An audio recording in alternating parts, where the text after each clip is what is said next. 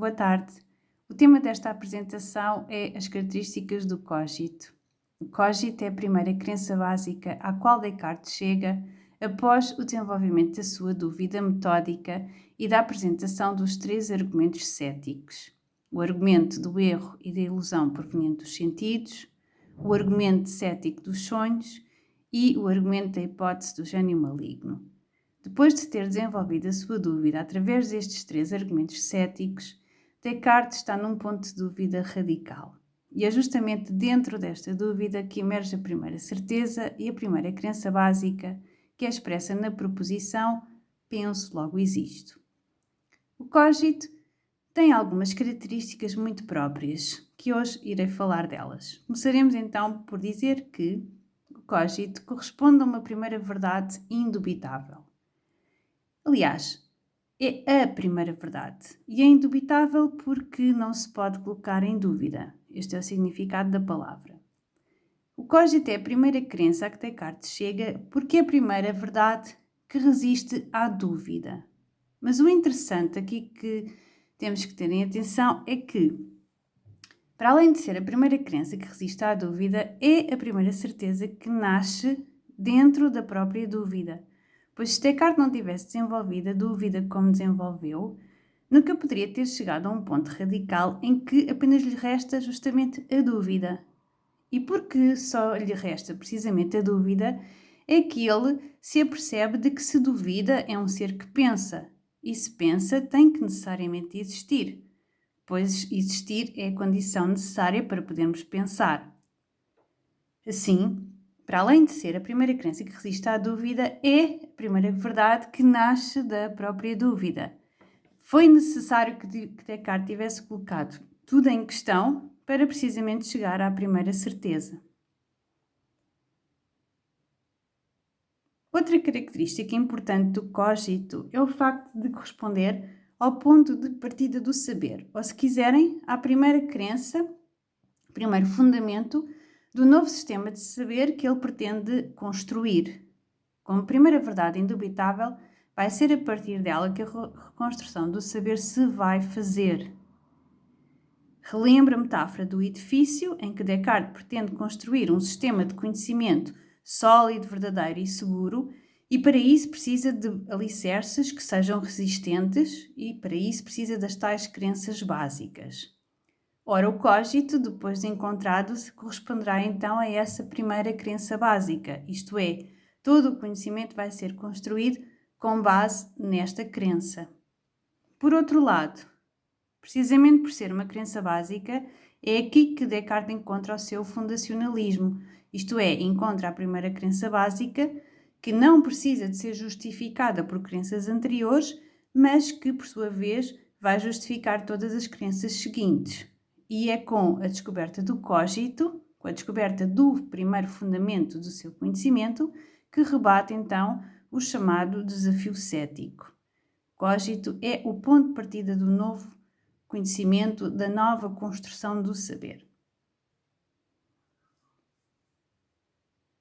Outra característica importante do cogito é o facto de corresponder ou ser idêntico à substância pensante. Isto é, o cogito é efetivamente pensamento, corresponde a uma substância cuja propriedade essencial é o pensamento.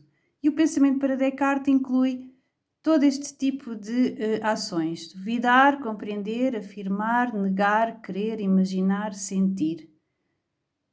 E nós, enquanto cogito, somos substâncias pensantes. Outro aspecto importante e que está relacionado também com o facto de sermos substâncias pensantes é que, quando Descartes descobre que existe enquanto pensamento, ele tem a certeza absoluta da sua existência enquanto pensamento, enquanto cogitans, enquanto alma, mas continua a duvidar da existência do seu corpo. Neste momento do percurso de Descartes, ele ainda não consegue garantir que existem a realidade física ou as coisas físicas, incluindo o seu próprio corpo. Assim, o cogito é distinto do corpo e melhor conhecido do que ele. Na verdade, ele ainda nem sequer sabe se o seu corpo físico existe, ele só tem a certeza de que existe enquanto ser pensante. A descoberta do cogito leva também à consideração de que Descartes defende um dualismo, o chamado dualismo cartesiano, de que a alma ou o pensamento são completamente distintos do corpo, da extensão ou de tudo o que é físico. E neste momento nós podemos conhecer muito melhor e ter a certeza de que existimos enquanto pensamento, mas ainda se mantém a dúvida de que existe realidade física, de que até o seu próprio corpo físico existe. Ele ainda não consegue garantir esta realidade física, apenas consegue garantir que existe enquanto substância pensante. Outra característica muito importante é o facto do cogito ser uma ideia clara e distinta. E aqui chama a atenção para estes dois critérios fundamentais no sistema cartesiano, que é a clareza e distinção. A clareza e a distinção são características das ideias verdadeiras. Isto é, qualquer ideia que seja verdadeira tem de ser necessariamente clara e distinta. Uma ideia clara é uma ideia que é conhecida sem possibilidade de erro pela razão. E uma ideia distinta é aquela que se distingue de todas as outras, que não se confunde com nenhuma outra coisa qualquer. Ora, a ideia de cogito é uma ideia clara e distinta, pois ela é conhecida sem qualquer possibilidade de erro, ela é indubitável, e ela é distinta porque se distingue de todas as outras. O que leva a outra característica não menos importante, que é o facto de que o cogito passará a ser uma espécie de critério de verdade. Isto é, todas as crenças que, como o eu penso, logo existe, são claras e distintas, são verdades indubitáveis. Significa o seguinte: se o cogito foi alcançado através da clareza e distinção, se ele próprio é uma ideia clara e distinta, passará a servir de critério para todas as outras crenças que se seguem. Ou dito de outra maneira, todas as ideias que se seguirão ao cogito, sendo que o cogito é a primeira crença, todas as outras ideias que se seguirão poderão ser consideradas como verdadeiras se forem igualmente claras e distintas, como o cogito é. Por isso, o cogito é um critério de verdade também para todas as outras crenças e ideias que se seguem a partir dele.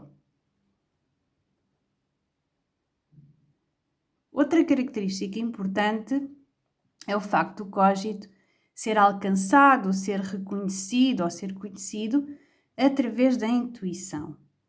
A intuição é uma das faculdades da razão, é um tipo de raciocínio. Para Descartes existem duas faculdades da razão. Existe a intuição, que é toda a apreensão imediata e evidente de uma verdade, sem qualquer recurso a inferências ou a dedução.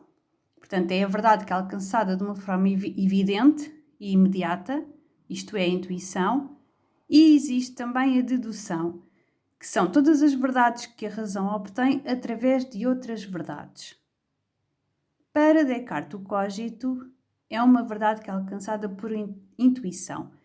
É uma verdade imediata, portanto, não há qualquer tipo de inferência para ser alcançado o cogito, porque é uma verdade imediata e evidente. Isto é, o sujeito pensante reconhece imediatamente que existe enquanto pensamento. E esta é uma verdade tão clara, tão distinta e tão evidente que jamais pode ser colocada em causa. Mas é uma verdade imediata. E é nisto que consiste a intuição. Por fim, o cogito é uma ideia a priori. O que é uma ideia a priori? É uma ideia que já nasce connosco, mas que só podemos reconhecer depois de terem sido eliminadas todas as crenças falsas. Isto é, o cogito é uma das três ideias a priori para Descartes. E o cogito é uma ideia a priori em que ele reconhece, isto é, Descartes reconhece, que será uma verdade que já nasceu connosco, sendo que que seria inata, uma ideia inata, não depende, para além disso, não depende da experiência sequer, é uma ideia inata que nasce connosco, mas nós não temos logo consciência dela, ou seja, para termos reconhecê-la ou para termos consciência dela, temos que a descobrir através da razão, quando a razão se vira para dentro e dá atenção a si mesma. Posto todas estas características, podemos dizer que o cogito é fundamental no sistema cartesiano, pois é com base no cogito que poderá ser então construído o sistema de conhecimento que ele tanto procurava. A partir do momento em que se encontra uma ideia clara e distinta, autoevidente, que não precisa de ser justificada por outras, que é alcançada através da intuição, que é o critério de verdade, etc., então Descartes já pode, a partir daqui, construir o seu sistema de conhecimento, pois já encontrou o seu primeiro fundamento, a sua primeira crença básica, a sua primeira certeza. Muito obrigada.